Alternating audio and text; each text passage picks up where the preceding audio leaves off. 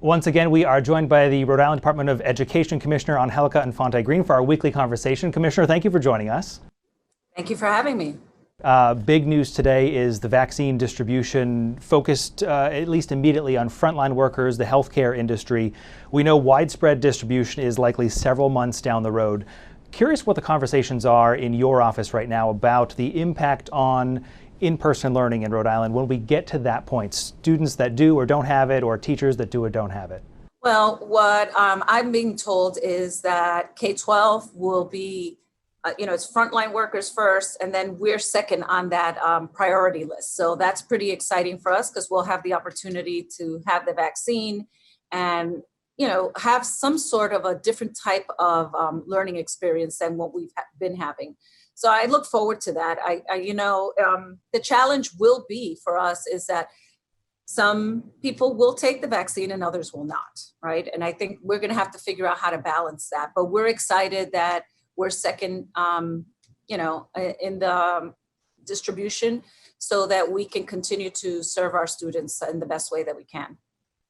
Do you anticipate any direction from a federal level about how to manage those questions of 5 students in the class chose not to get the vaccine? Well, I hope that there will be. There hasn't been much up until this point, but I hope that there will be some guidance.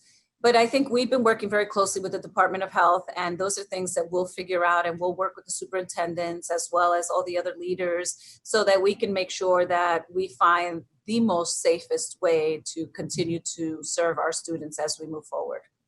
And Commissioner, I was hoping to talk a little bit about mental health. Certainly that's been a regular topic, regardless of what industry someone is working in or students. What is happening in the classroom level, in the school level to help students that we are hearing increasingly are struggling with mental health issues through this process? Yeah, that's another piece that's very worrisome to all of us, and all the educators see it as well as the parents. Mental health of our students is really being challenged right now.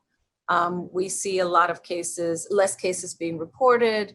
When we talk to parents, we see that, some kids won't even get on the screen, those that are doing virtual or in a dark room. So there's a lot going on. And I had an opportunity to speak to a superintendent who was talking about their own kids, where, just getting up and going to school, that routine helps mentally. But we're really worried. And because we're really worried, we partnered with Yale University to be able to provide mental health support training for everyone that touches education, not just teachers, but teachers' assistants, superintendent, principals. If you work in the kitchen, if you are a bus driver, there's going to be a certification process, an online certification process from Yale University that will be free of charge. We are taking care of that so that we can all work together and coalesce around our students. There's a lot of healing that needs to happen, and we're glad the vaccine is, on the horizon for us. But there's a lot of work. We don't know how long we'll be dealing with the effects of this pandemic for our children and their mental health.